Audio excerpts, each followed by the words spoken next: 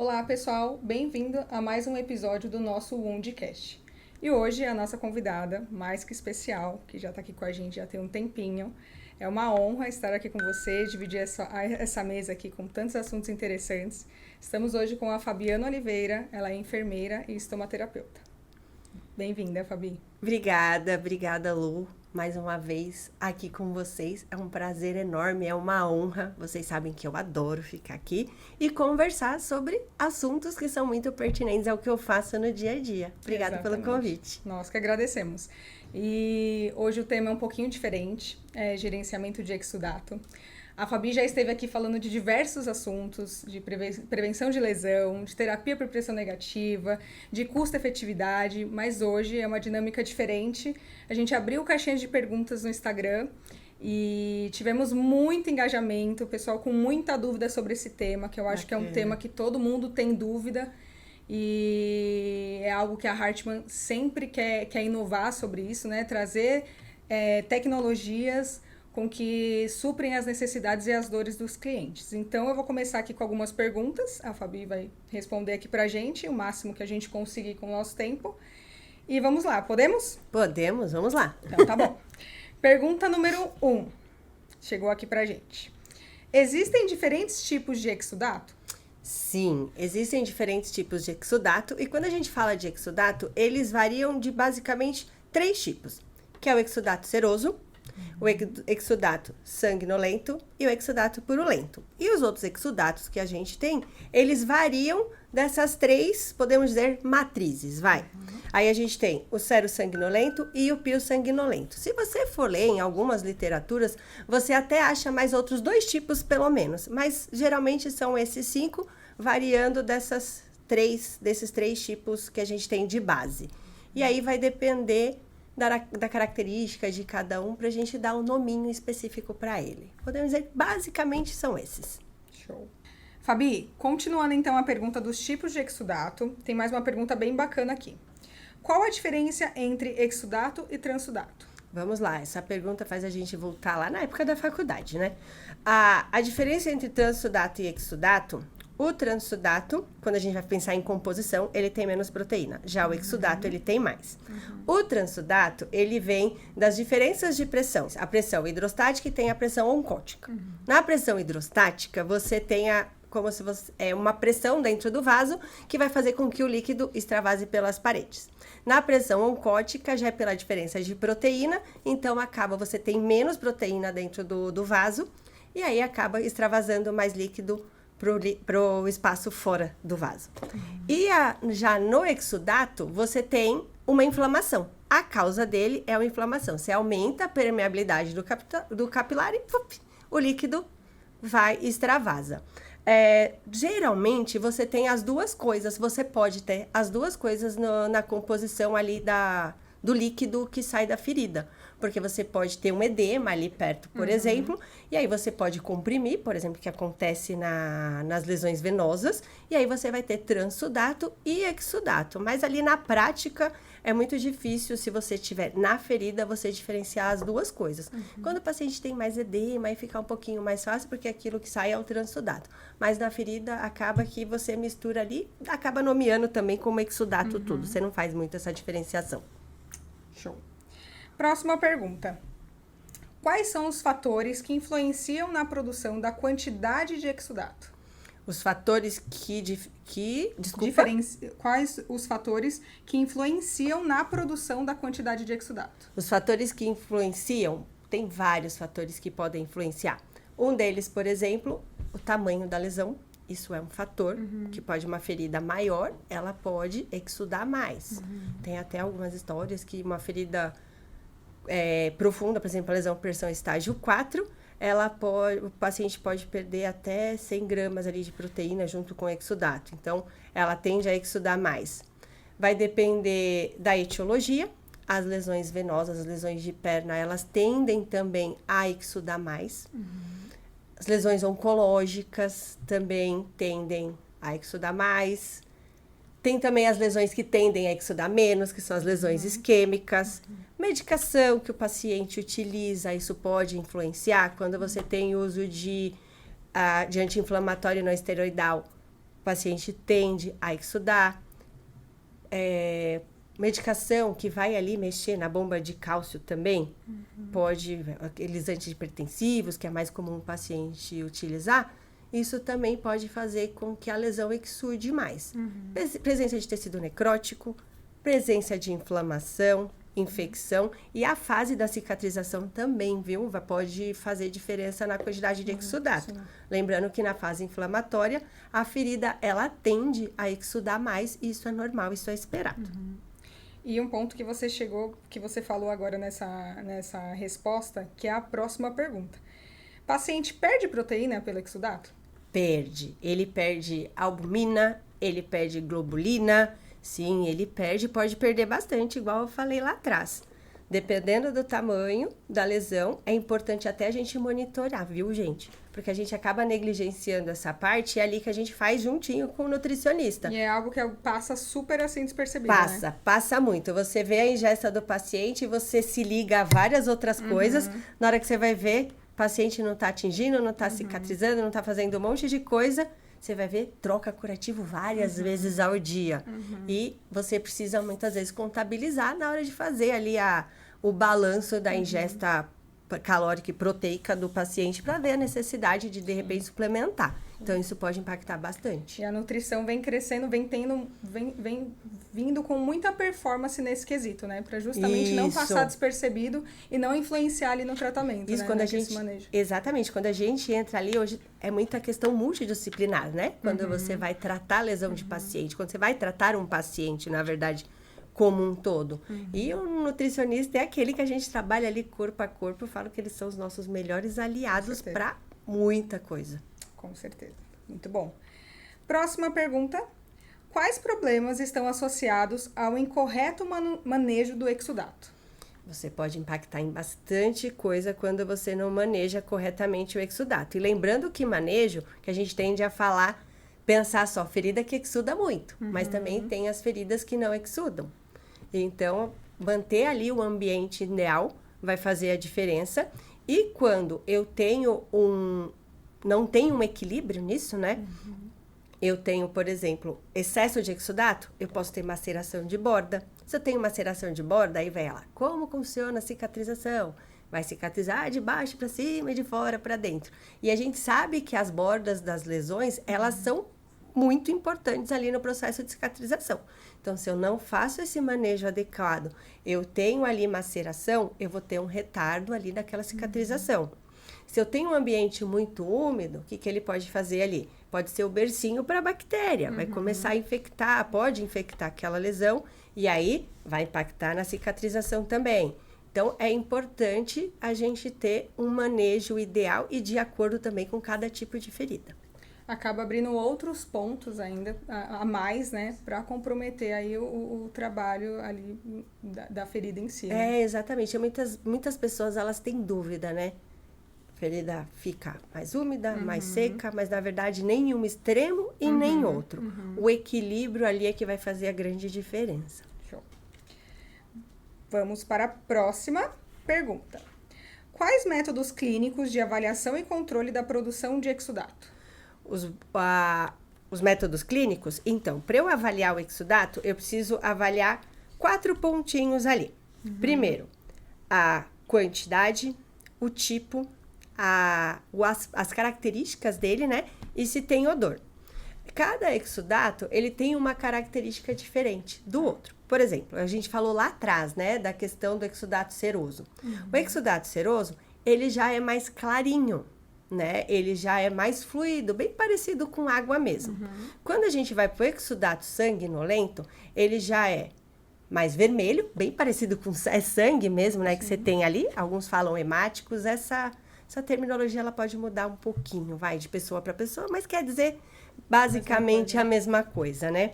No sanguinolento você já tem um aspecto mais de sangue. Ele não é tão líquido quanto o seroso, mas ele também não chega a ser espesso. Ao contrário do purulento, que na maioria das vezes ele já é mais espesso, ele pode vir acompanhado ou não de odor. Algumas vezes, só para confundir a nossa cabeça, ele pode aparecer um pouquinho mais fluido e a coloração também nele, que é mais amarelado, algumas vezes mais escurecidos, amarronzados, sabe? Parecido com um chocolatezinho. Ou então, num caso mais extremo assim, até da coloração verde. Então, fazendo essa avaliação clínica do exudato, ela vai te ajudar também a nortear o seu tratamento. Ali, o que a ferida tá te pedindo para fazer com ela. Uma verdadeira aula de exudato, né? Estamos tendo muito aqui. obrigada. Próxima pergunta, gente. Quais são as feridas exudativas? Feridas exudativas. As mais profundas tendem a ser mais exudativas. Quando a gente fala da questão, igual a gente já comentou aqui, das lesões de membros inferiores, elas tendem a ser as venosas, por exemplo. Lesões oncológicas também podem ser bem exudativas, e aí a gente só precisa ali ter cuidado de, quando for, né, a questão de indicar um tratamento, da gente saber que quando a lesão oncológica, o nosso tratamento não é para curar essa ferida, e sim para amenizar os sinais que ela apresenta. Feridas infectadas tendem a, na verdade, elas exudam mais, o paciente apresenta dor, é um sinal clássico ali da ferida infectada. Que mais? Ferida com tecido necrótico, também ela pode exudar mais. Então, basicamente, são essas feridas que elas podem exudar, mas isso varia muito. E também dependendo, né, lógico, da fase da cicatrização que ela está. Mas aí, lembrando que esse período não pode ser muito prolongado, né, que aí a gente pode ter alguns problemas. Presença de biofilme também, não posso esquecer dele, que é muito falado ultimamente. Isso pode... temido, né? O temido biofilme. É uma quadrilha, uma organização criminosa. Com certeza. Dá um trabalho danado. Exatamente. Fabi, próxima pergunta. Como gerenciar o exudato e, ao mesmo tempo, proporcionar conforto ao paciente? Gerenciando bem o exudato, você vai propor o conforto para o paciente, né? Porque você imagina ali no seu dia a dia, você com uma lesão na perna ou com uma lesão pressão na sacra, você já tem uma ferida e você perdeu ali o tempo de troca. O time correto, você fica mais tempo molhado. Falo que isso atrapalha muito, inclusive, no dia a dia do paciente. E é algo que acontece bastante. Demais. Acontece muito essa questão de passou do tempo, até pela correria do seu dia a dia, né? Isso pensando quando você está no hospital. No hospital você tem toda uma dinâmica, né? Não é só ali trocar o curativo do paciente, dependendo do lugar onde você está. Não tem nem colaborador o suficiente. Então, imagina você estar com uma cobertura que não tem um poder de absorção grande, com uma ferida que exuda muito. E você tem que trocar várias vezes aquele curativo. Você vai impactar em tempo. Lembrando que muitas vezes o paciente pode ter dor também. Então, você impacta até na questão social dele. Você tem uma ferida que exuda, que ele sente dor, você precisa fazer várias vezes, porque sua cobertura não faz uma absorção assim muito grande. Ele vai sair na rua, molha a roupa. Então, você gerenciando bem o exudato, principalmente se você estiver ali, dependendo da região, o que você consegue adaptar, porque hoje a gente acaba adaptando muita coisa também por falta de formatos específicos para regiões mais ali específicas. E aí você consegue fazer um gerenciamento melhor e dar um conforto melhor ali também para o paciente, porque isso faz toda a diferença, né? O nosso foco tá ali com ele. É com ele, é ele que a gente quer tratar com carinho e fazer com que ele se sinta bem, mesmo tendo uma ferida. E resolvendo essa situação o mais rápido possível. Né? Exatamente. Nada melhor. Mesmo que você fica molhado, ainda tem a questão de odor. Imagina, você molhado e cheirando mal. Aí não é legal. Não é exatamente o tema aqui, mas isso também impacta muito no custo, né? Sim. Esse tempo de troca, esse tempo do tratamento ali em si da ferida. É material. Então, acho que isso impacta muito. Você tem material, você tem mão de obra, você tem tempo, que hoje quem tem tempo, né? De ficar... O tempo é valiosíssimo. Então, isso faz muita diferença. Com certeza. Próxima pergunta. Como escolher de forma correta o curativo ideal para o manejo do exudato? Escolher de forma correta. Primeiro, muitas vezes... Desafio. E você tem que conhecer mais também, né? Você precisa conhecer não só a ferida, conhecer o seu paciente. Então, se há uma ferida que exuda muito... O ideal é que você tenha um curativo, uma cobertura que absorva bem, para você não ter que ficar fazendo várias trocas, né? Então, conhecendo a lesão, dependendo da cobertura, hoje a gente não tem tantas, assim, coberturas com poder de absorção maior, mas aí você, analisando essa cobertura, você vai ter que conhecer mesmo ali o paciente e o poder de absorção, e muitas vezes é ali, e vendo todos os dias, espaçando as avaliações, espaçando a troca, para você conseguir ali fazer o tempo ideal de troca.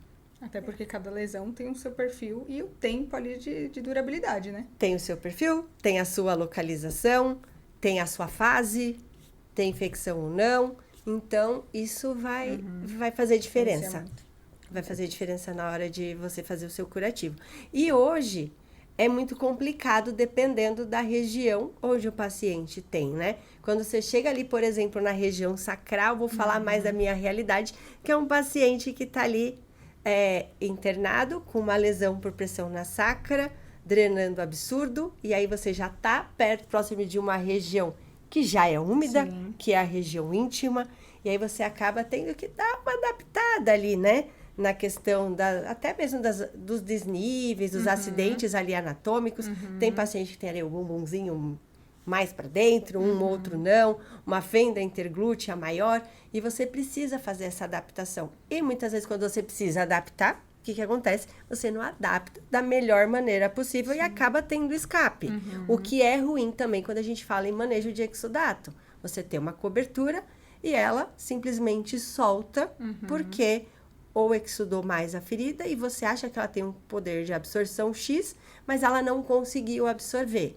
Quando você tem uma lesão na perna, que tem lesões que drenam muito, você tem linfa, você tem N coisas ali, e aí você perde o time. O paciente está ali, por exemplo, vai andar, pode escorregar porque vazou o curativo, aí você ainda tem um impacto negativo no seu indicador por conta de ferida. Na mão também, são lugares que são mais difíceis, no pé, dependendo do paciente também, você acaba, se for numa região que ele pode pisar, né, que ele não precisa tirar ali a questão da pressão, você tem que adaptar que seja maleável, por exemplo, ele poder caminhar. Então, isso faz bastante diferença, seria legal. Se a gente, de repente, tivesse um que fosse... Você tem ali a ferida, você vai, coloca, ele vai ficar perfeitamente adaptado. Isso ia ajudar demais.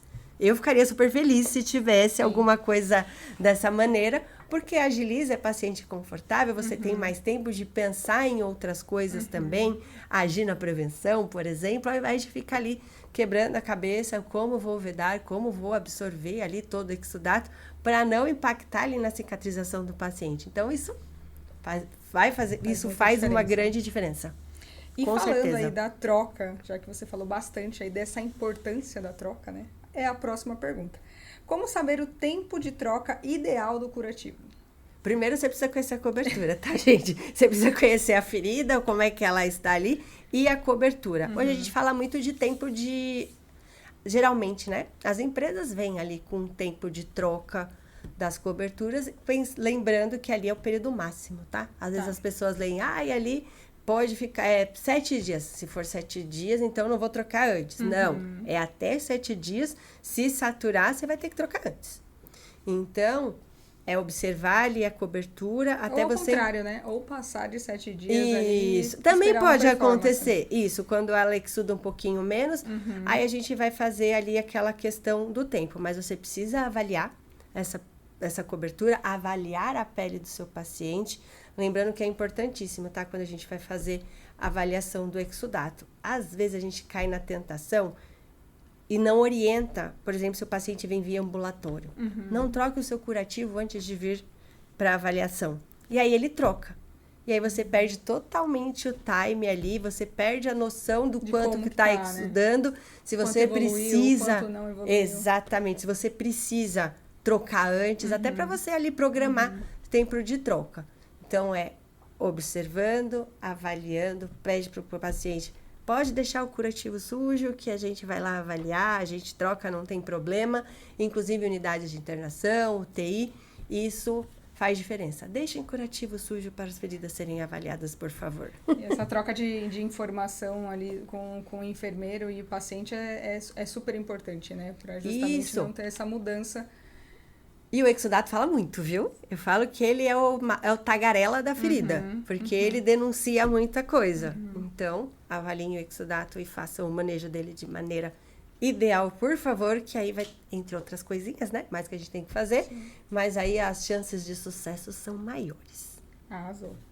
É importante essa comunicação também entre a equipe, né? Principalmente a equipe de pele, para justamente não ter essa percepção de cada um do que ele acha que talvez seja um autoexudato ou não. Então, acho que é importante essa comunicação e essa gestão aí do cuidados da pele, né, nessas situações. Né? E você tocou num ponto que é interessante. Muitas pessoas têm dúvida com relação a quanto é muito, quanto é pouco, quanto é nada, né? Então, muito pra você, é pouco pra mim e vice-versa. Sabendo o tempo ali de troca da cobertura, isso pode te ajudar a comparar. Você mantendo ali um padrão, comparando, né, abacaxi com abacaxi, você consegue ali saber, pelo menos a equipe falar mais ou menos a mesma coisa, porque isso varia mesmo. Não, isso é muito importante. Isso aí. E, Fabi, a última pergunta, um plus aqui. Na sua instituição hoje, você possui dificuldades ou desafios no manejo do exudato? Principalmente no tempo de troca, né? Porque se eu tenho uma ferida que exuda mais e eu preciso trocar mais, aquele paciente pode ter uma chance maior ali de, por exemplo, ter maceração.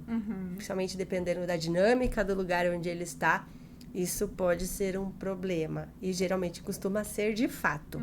Então, coberturas que absorvem mais tendem a ajudar mais a gente ali no dia a dia. Mas hoje o principal ponto, posso falar que são 2 principais pontos. Quando a gente fala em gestão de exudato e manejo ali do exudato. Tempo de troca da cobertura, fechar o curativo, né? Fazer ali o acabamento, adaptar o curativo de uma maneira ideal para a ferida. Querendo ou não, às vezes acontece, eu brinco, é raro, mas pode acontecer com frequência, de você ter ali a sacral, que é a campeã, você vai veda tudo, mas você não veda a parte de baixo. Olha que espetáculo. Bem perto de onde? Aí pode acontecer acidente e você perder rápido ali aquele curativo. Então, e também o uso inadequado da cobertura, né? Que a gente não pode esquecer isso. Se a gente vai pôr um gel, alguma coisa assim, a quantidade que você coloca pode fazer diferença também ali na maceração. Aí vai mais da umidade, não muito da exudação. Mas se eu tivesse, com certeza, alguma coisa absorvendo mais fácil de aplicar em regiões estratégicas, podemos assim dizer, e onde tem lesão mais comumente, região sacral em paciente internado, infelizmente ainda a gente tem, num número maior, com certeza, não só eu, mas toda a equipe que troca curativo ia ficar mais feliz, com certeza, porque faz diferença isso. Você trocar menos é vida para o paciente e é vida para o profissional também. Sim. E hoje isso é a sua dor, eu tenho certeza que é a dor de quem está assistindo a gente aqui. E não dando um spoiler, mas já dando. Esse problema vai ser solucionado em breve. Eu acho que vai em conjunto com o que a Hartmann trabalha, né? Com o que a Hartmann se preocupa em trazer novas tecnologias para que atenda às necessidades e às dores dos enfermeiros, do time de pele, dos estomaterapeutas que estão à frente aí de todas as lesões dos hospitais. Então, eu te prometo aqui que em menos de um mês a gente vai ter essa solução, essa tecnologia que vai melhorar muito o dia a dia e vai solucionar esse problema, que é uma dor de todo mundo que a gente vê por aí, não é mesmo? Ah, muito bem. Você sabe que eu cobro, né? Pode cobrar. Então, vou colocar aqui um mês a partir de agora, Lu. Vai chegar com essa informação muito bacana e que eu acho que vai mudar muito aí essa questão do conforto do paciente, da diminuição de custos, enfim, da troca de curativo. Acho que de tudo que a gente falou aqui foi muito em conjunto com isso. Então, eu acho que vai ser uma tecnologia que vai chegando aí realmente no grupo de curativos. Então, pessoal de casa, esperem que mais um mês a novidade chega para vocês. E a gente não pode esquecer, né? Que tem a questão que muitas vezes ele vai trocar esse curativo em casa. Então tem que ser fácil ali Exato. também, Será, trazer conforto pro familiar, aquela pessoa que tá ali em casa trocando curativo também. Será, pode ter certeza, e assim que chegar, a gente bate lá na sua porta para apresentar. Olha lá, promete ter dívida, hein? Fabi, finalizamos. Chegamos aqui todas as perguntas foram respondidas com muito sucesso. Estar aqui com você hoje foi muito bacana. Você é uma pessoa que eu admiro bastante, uma profissional que eu admiro bastante. Então, foi um de conhecimento aqui gigantesco esse nosso bate-papo. E agradeço muito a sua presença de estar conosco aqui mais uma vez. Eu agradeço mais uma vez o convite. É sempre bom, né? Trocar experiências, conversar, mostrar um pouquinho, né? Do que a gente sabe, e ajudar uma outra pessoa que de repente está precisando de algum start ou de alguma ideia. Muito obrigada, fico muito feliz com o convite e gosto muito de estar aqui com vocês. Pessoal, finalizamos mais um Mundcast. Sigam as nossas redes sociais, compartilhem, comentem, que estamos de olhos em todos os comentários, tá bom? A Hartmann apoia, cuida e protege.